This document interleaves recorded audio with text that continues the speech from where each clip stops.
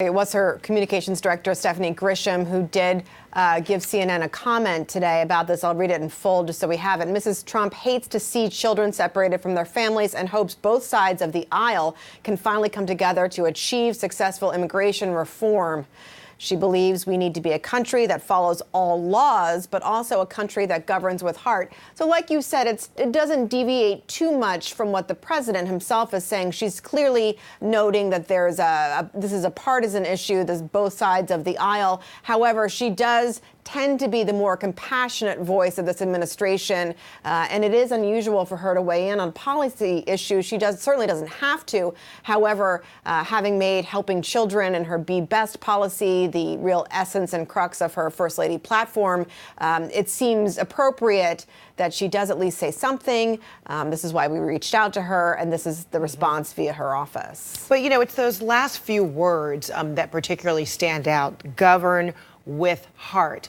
And most voices who have observed the facility, and many voices on, both the Republican and Democratic side, had said separating these kids is inhumane, un-American. That is not in sync with heart. Agreed. And I will say this about the First Lady. She doesn't always sort of walk in step with her husband. She is independent. She has sort of deviated from him before in certain ways and certain actions. But can she be influential in this kind of case?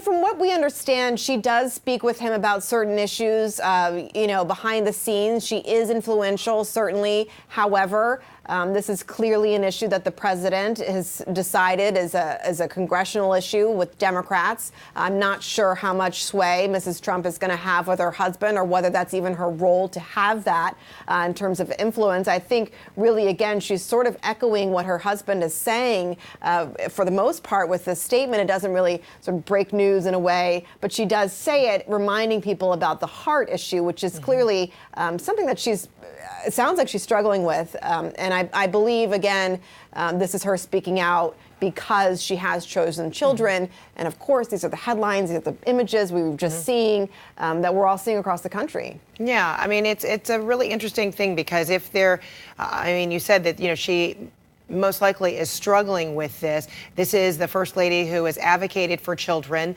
and, publicly said these are the things that she is pushing for, anti-bullying, helping kids, helping to uplift kids. She's a mother of this, son, Barron, 12 years old. Yes, the president is a father, as well. And you heard from one of the lawmakers on the border there talking about, on this Father's Day, a challenge to the president. You're a father, challenging his compassion. If the First Lady indeed has that compassion, one has to wonder whether, as the wife of the president, whether she would, be able to garner some influence and use that. Yeah, and I believe she will. I mean, I think this is her supporting her husband, at the same time sort of speaking for those who feel exactly the same way you just said. It's a tricky line for the First Lady, right? We didn't elect her, we elected him.